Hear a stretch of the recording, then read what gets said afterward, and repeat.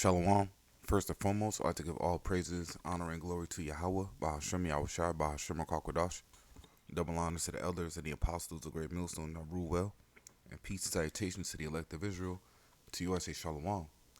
Lord willing, this blessing is edifying to the flock of Yahweh, Bahashem Yahushai.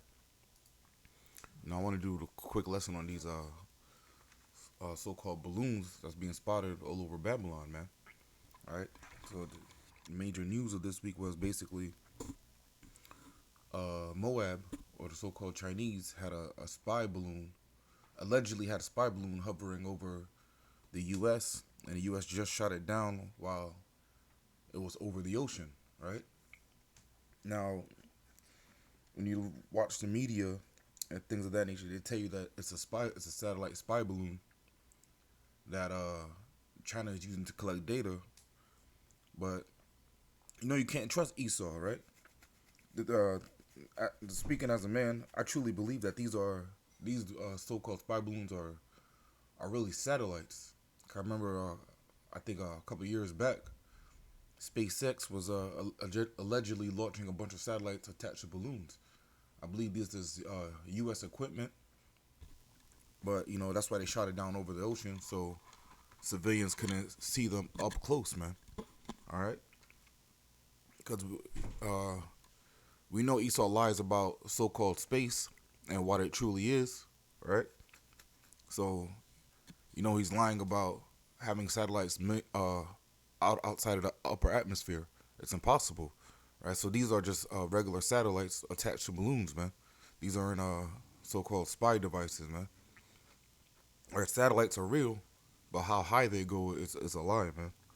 You never watch the full moon and see satellites crossing past through it, eclipsing it, man. Even though the moon's allegedly however million miles away from the Earth, you never see that, man, because satellites don't go that high.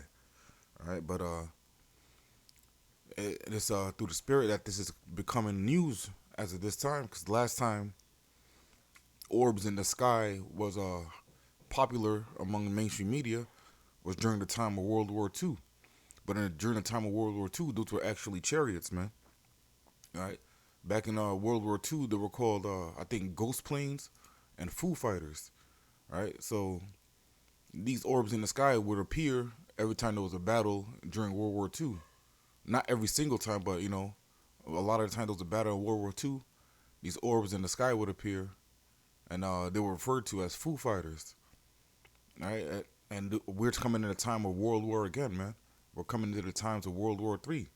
All right, allegedly there's a rumor that the first time these were spotted was right on the eve of World War II. So Lord willing, we're on the eve or the precipice of World War III, man. All right, even though it technically already started, it just hasn't been declared by Babylon that this is a world war. All right, but the Foo Fighters were actually chariots. All right, if you go to Psalm 68, starting at verse 13, though ye have lion among the pots, yet shall ye be as the wings of a dove covered with silver, and her feathers with gold. Right, and though you have lion among the pots, it's talking about living in captivity, desolate conditions, hell. All right, because if you go into that word pots, it really goes into where the stalls for cattle, man.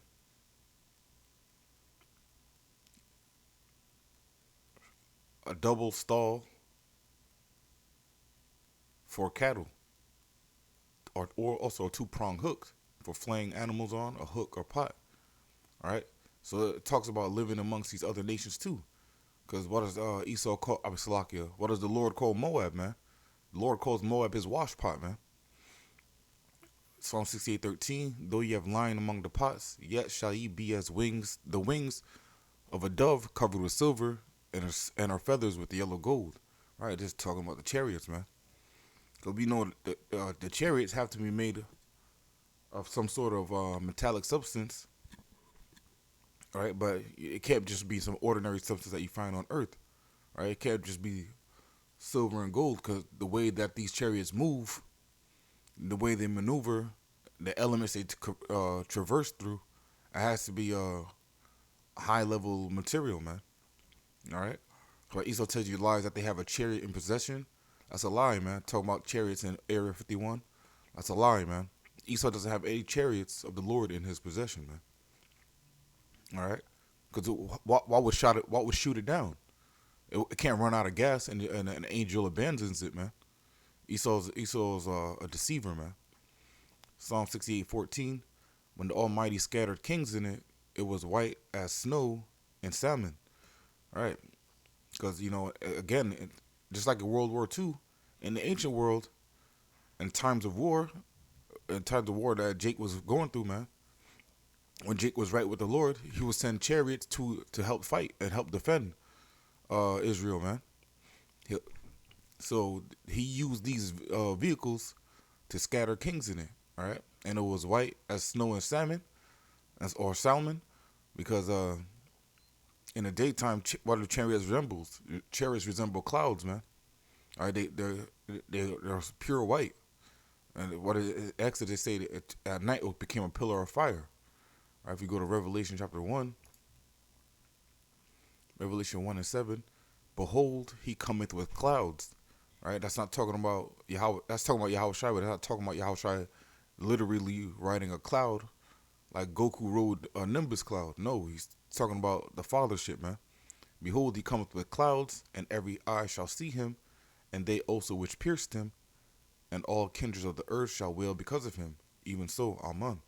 Right, because the Lord's coming with clouds, multiple clouds, because Michael and the archangel and thousands of other angels are coming with him too, man.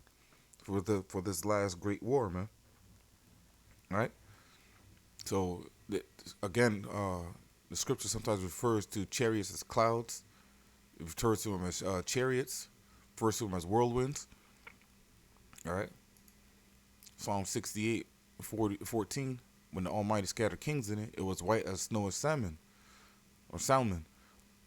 The hill of the Most High is as the hill of Bashan, and high hill as the hill of Bashan. Right, again, talking about going back to scattering kings. The Lord scattered the king of Bashan for the children of Israel, man. All right, if we jump over, we'll stay in Psalms. Psalms chapter 136. We'll start verse 17. To him which smote great kings, for his mercy endureth forever. All right, the Lord smote great kings for his children's sake. And who are his children? These so-called blacks, Hispanics, and Native Americans, man. And also the others that look like other nations, but they descend from the man known as Israel, man. The Lord set his love upon us and only us, right? So for our sake, what we're doing right, he scattered kings, man, to give us their lands, right? Which was the promised land. All right, verse 17. To him which smote great kings, for his mercy endureth forever. And slew famous kings, for his mercy endureth forever. Sihon, the king of the Amorites, for his mercy endureth forever. And Og, the king of Bashan, for his mercy endureth forever. And gave their land for an heritage, for his mercy endureth forever. All right. The Lord gave us the fertile land because he was tired of the wickedness that these other kings and heathens were committing in the land, man. All right. But let me jump over to the book of Ezekiel, chapter 1. Ezekiel 1 and 15. Now as I beheld the living creatures, behold, one wheel upon the earth by the living creatures with his four faces. All right, it's Ezekiel seeing the chariot that and giving a description of it. Verse 16. The appearance of the wheels and their work was like the color of a beryl, and they four had one likeness, and their appearance and their work was as it were a wheel in the middle of a wheel, right?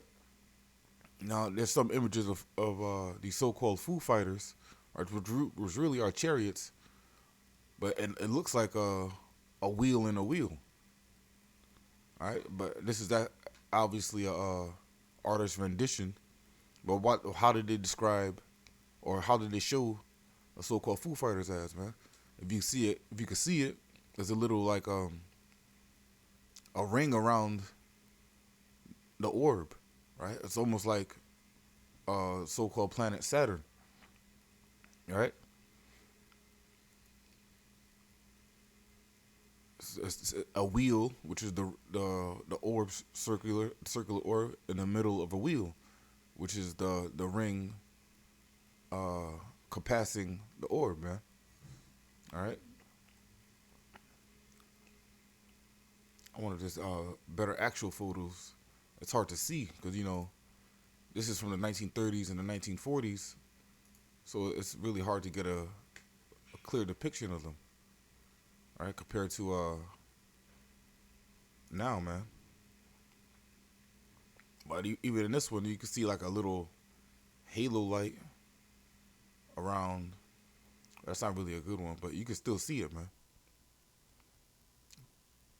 All right. But hey, in times of war, the Lord's all about that, man. Because what does Exodus say? The Lord is a man of war. So of course he's not going to leave Jake on the battlefield by himself, man. So Lord willing, what we're seeing now in this day and age is a sign that World War III is about to start. There's a balloon in New York. There's a balloon in New York on 34th Street.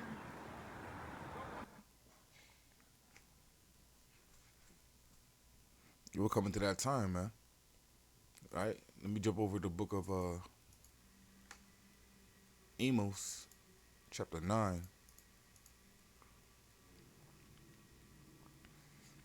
Amos 9 and 8. Behold, the eyes of the Lord Yahweh are upon the sinful kingdom, and I will destroy it from the face of the earth, saving that I will not utterly destroy the house of Jacob, saith the Lord.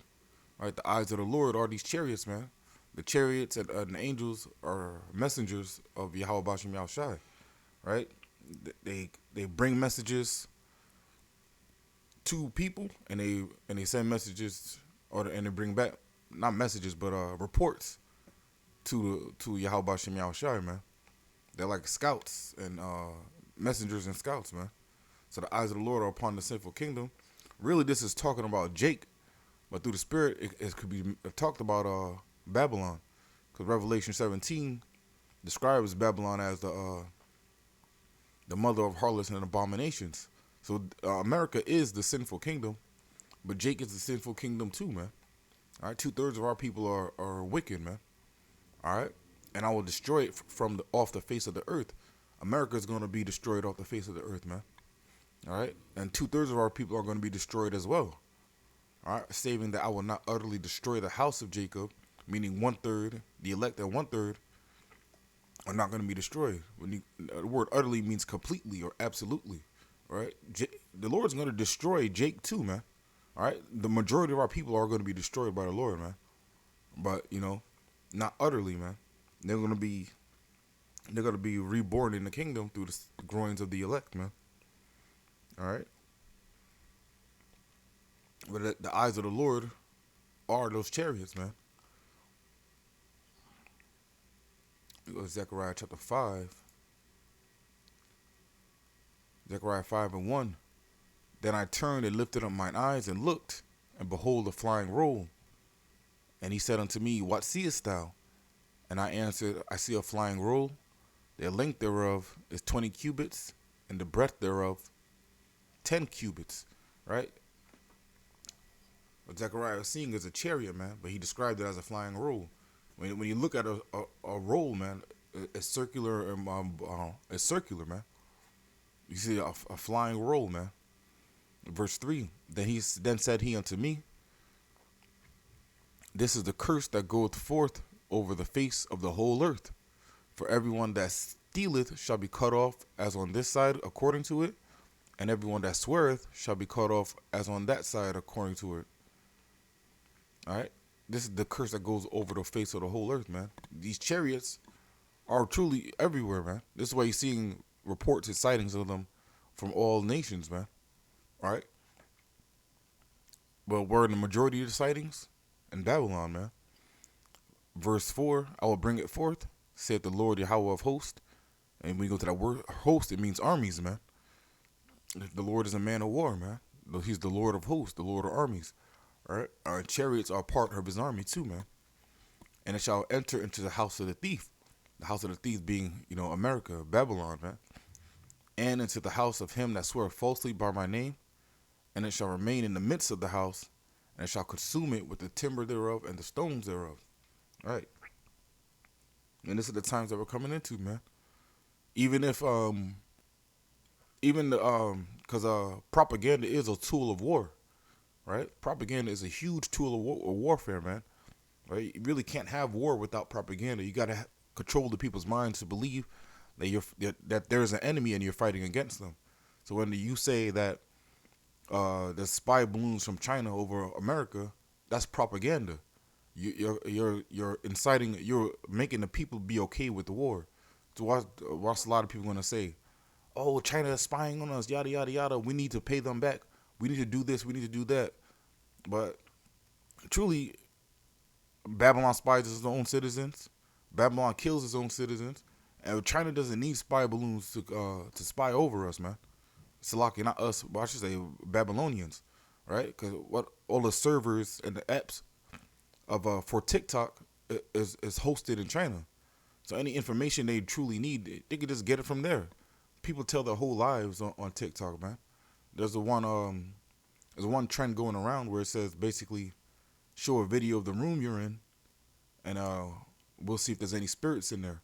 And what people will do, they'll sit in the middle of the room and record, basically do a panoramic view of the room and upload it to TikTok. So now China has all the information about you, what you look like, what foods you like to eat, the things you like to watch, the things that you pay attention to, right? And now they know your location based on your IP address, where you live, where you go to school, where you work, what bank accounts you use, who you've been texting, right? Because if you read the permission for the apps, it gives you basically give them all permission that you of the phone once you download and install TikTok. Right? Once you agree to the permissions, you're willingly giving up that data. So what happens then? Now you take videos and images of the room you're in, man, or the house you're in. Now they know every single thing about you. They know every detail about you, man. They don't need balloons to spy over you, man. They've been spying on you, man. All nations spy on each other, man.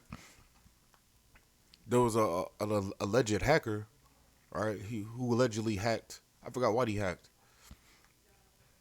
but my plantation brought him on to speak about security and stuff. But there was an option for a Q&A, and because allegedly he was a hacker. I think he hacked NASA or some government, and he got locked up. And once he got freed, the U.S. government hired him and put him on. So I asked him. I said, "What does the U.S. government need hackers for? Is it to hack other nations or to hack its own citizens?" And he basically said it's both. Right. So all nations, spy on each other and on its own citizens. Right. So when you see China spy balloons, that's really propaganda, man. And propaganda is a step before war, man. All right. Just like in World War II, propaganda was heavy, man. Propaganda was so strong in World War II that it still goes on today, man. All right, but I'm gonna wrap it up with that. I'm rambling too much, but I want to give all praises, honor, and glory to Yahweh, Bahashem Yahweh Shai, Bahashem Rakakodash. Double honors to the elders and the apostles, the great millstone that rule well, and peace and salutations to the elect of Israel. Until next time, we'll say Shalom and Abad Babal.